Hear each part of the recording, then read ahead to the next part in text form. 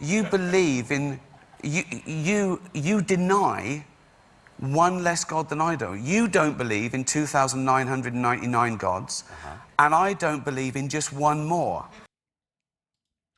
You don't believe in thousands of gods, and I just don't believe in one more. This is what the comedian Ricky Gervais said to the host Stephen Colbert in one of the episodes of The Late Show, who is actually a Christian, believes in a triune God.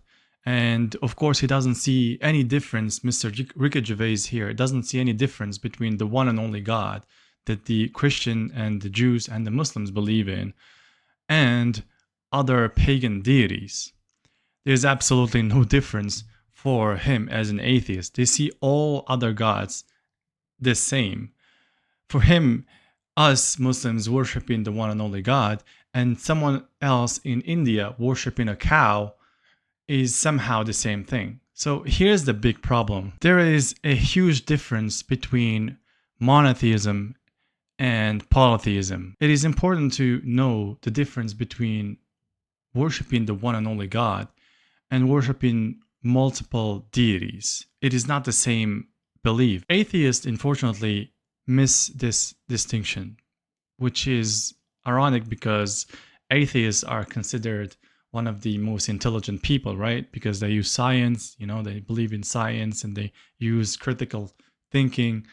But when it comes to differentiate between paganism and monotheism, somehow they don't see the difference. To my understanding, I don't think there's a lot of belief systems out there. There's polytheists, pagans who worship multiple deities, whether that is statues or a cow, animals. You go to India, you're going to see a lot of mind-blowing things. There's atheists, of course, people who don't believe in any deity. There's no God. There's no creator to this universe. And there's, of course, monotheism. People who believe in one God, one creator. But then there is difference when it comes to, for example, the difference between Muslims and Christians and Jews. Basically, we believe in the same God, but there's details. Today, it's going to be hard to debate that Islam is the only pure monotheistic religion out there. Christians are going to say Christianity, but then they're going to fall into the dilemma of the Trinity, and then they have to explain what is that, the God Father, the God the Son, and the Holy Spirit, and then it's going to say, oh, it's not three, it's only one, but it's not one, it's three, and it's a whole dilemma. It's going to be kind of hard to explain, but when you come to Islam, it makes more sense when we say there's only one God, multiple prophets and angels, etc. Atheists believe that there is no gods, right? Just the same way Muslims deny or even acknowledge that there's any other God beside the one and only God. I want to dive deeper into the meaning of the whole thing. And I started with atheists because they kind of agree with the first part of this declaration of faith. It's saying that I declare that there is no God worthy of worship but Allah, and Muhammad is his messenger. They are saying that there is no God, but they stop. So they're already maybe halfway there.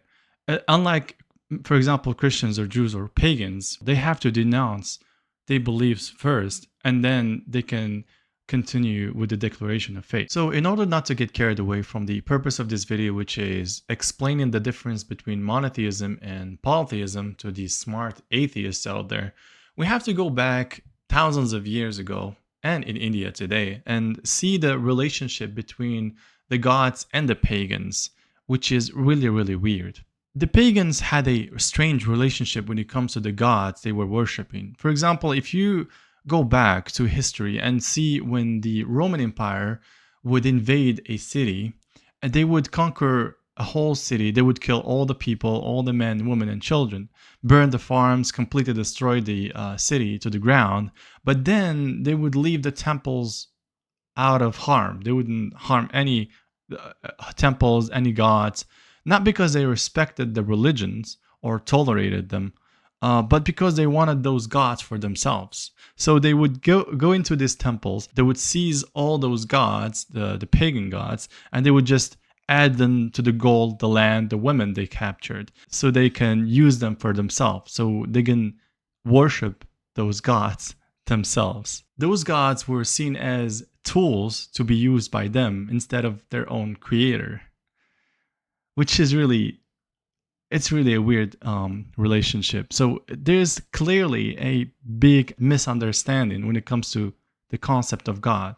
When you ask any monotheistic person, when he mentioned God, he always mentions his creator. He believes that the God is the one who's created him.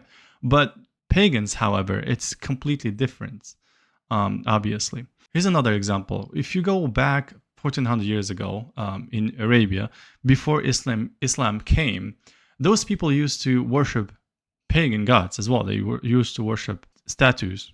They would make a god, right? And then they would worship that god all day. And by the end of the day, they would eat it.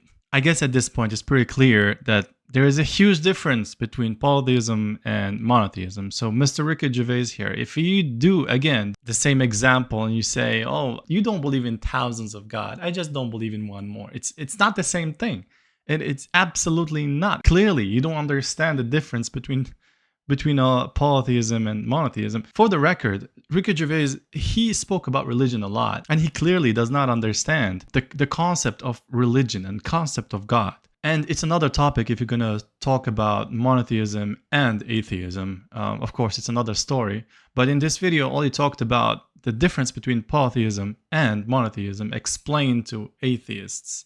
Hopefully, the atheist is not going to do the same mistake anymore and come up with better examples in the future.